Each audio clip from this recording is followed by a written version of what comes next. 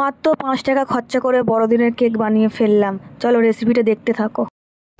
তো দেখো বন্ধুরা, আমি কিন্তু এখানে হ্যাপি বিস্কুট নিয়ে বসে পড়েছি। তো কী করবো বলো তো, আজকে কেক বানাবো। তো কাল বড়দিন, সেই উপলক্ষেও বায়না করছে মা তুমি ঘরেতে কেক বানাও। তো এই দেখো বিস্কুট কিনে নিয়ে এসেছি, আগের আর বিস্কুট নিয়ে এসেছি হ্যাপি বিস্কুট দিয়ে কিন্তু আমি একদম ঘরোয়া পদ্ধতিতে কেক বানাবো। তো চলো ভিডিওটা দেখতে থাকো। বেশি কিছু লাগবে না, এই যে এখানে ইনো লাগবে, ইনো এনেছি, আর একটু চিনি লাগবে। তো এইগুলোকে আমি একটু শিলে বেটে নিই, তারপরে আমি সমস্ত ভিডিওটা তোমাদের দেখাচ্ছি। টাটা। তো চলো আমি প্রথমে বিস্কুটগুলোকে এক এক করে ছাড়িয়ে নিই। আমিও ছাড়াবো, একা ছাড়াবে?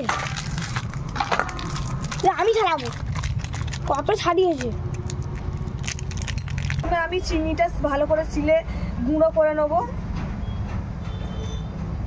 তো চলো চিনিটা ভালো করে আমি গুঁড়ো করে নিই।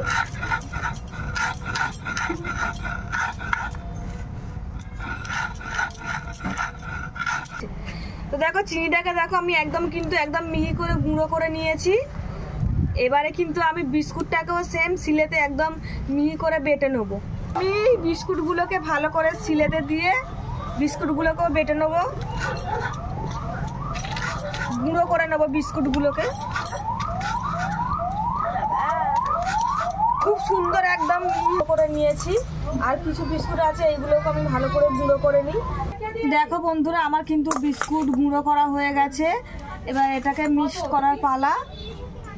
আমি একটু দুধ দিয়ে দেবো, দুধটাকে আগে জাল করে একটু ঠান্ডা করে রেখেছি। এটাকে আমি কিন্তু আস্তে আস্তে মিশিয়ে নিতে হবে, যেন বেশি শক্ত বা পাতলা না হয়ে যায়।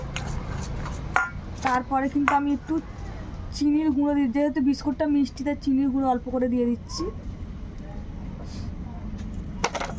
ভালো করে কিন্তু মিক্সড করতে হবে।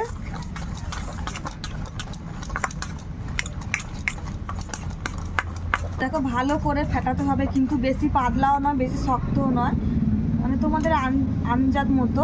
দেখো কত সুন্দর পেস্ট মানে মাখানো হয়ে গেছে। এবারে কিন্তু আমি ইনোটা দিয়ে দেবো।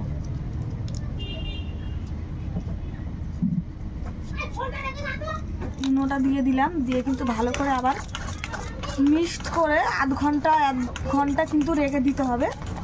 তোমরা চাইলে তার বেশিও দিতে পারো। মিক্সড করা হয়ে গেছে, তোমাদের দেখায় কত সফট একটা মিশ্রণ তৈরি হয়ে গেছে। এবারে এটাকে আমি আধ ঘন্টার জন্য চাপা দিয়ে রেখে দেবো ঢাকা দিয়ে, তারপরে কেকটা আমি তৈরি করব।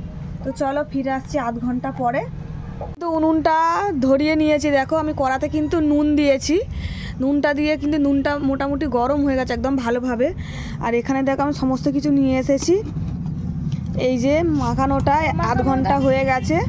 তো চলো আমি কিভাবে এটা তৈরি করি সেটাই তোমাদেরকে দেখাই। তো দেখো বন্ধুরা, আমি কিন্তু এই পাত্রটাতেই কিন্তু কেকটা বসাবো। তো আমি একটু সাদা তেল মাখিয়ে নিচ্ছি, সাদা তেল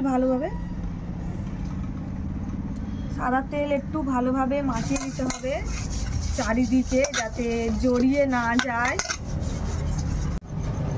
দেখো এবারে কিন্তু আমি এই যে কেকটা আছে এতে মানে যেটা মাখিয়েছিলাম আর কি, সেটাই আমি দিয়ে দিচ্ছি। দেখা যাচ্ছে?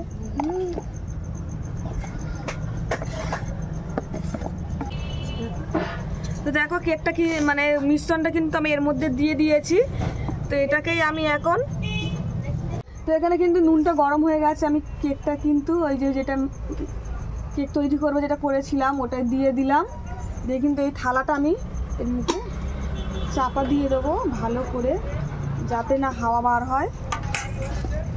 তো এবার কিন্তু আস্তে আস্তে জালটা দেবো। তো দেখো বন্ধুরা, কেকটা কিন্তু হয়ে গেছে একদম, কত সুন্দর কেকটা হয়ে গেছে। তো চলো এটাকে লাবিয়ে দেখাই, খুব সুন্দর একদম সফট হয়েছে। চলো এটাকে আমি লাবিয়ে দেখাই। তো চলো কেকটা এবার থালার মধ্যে ঢেলে দেখি।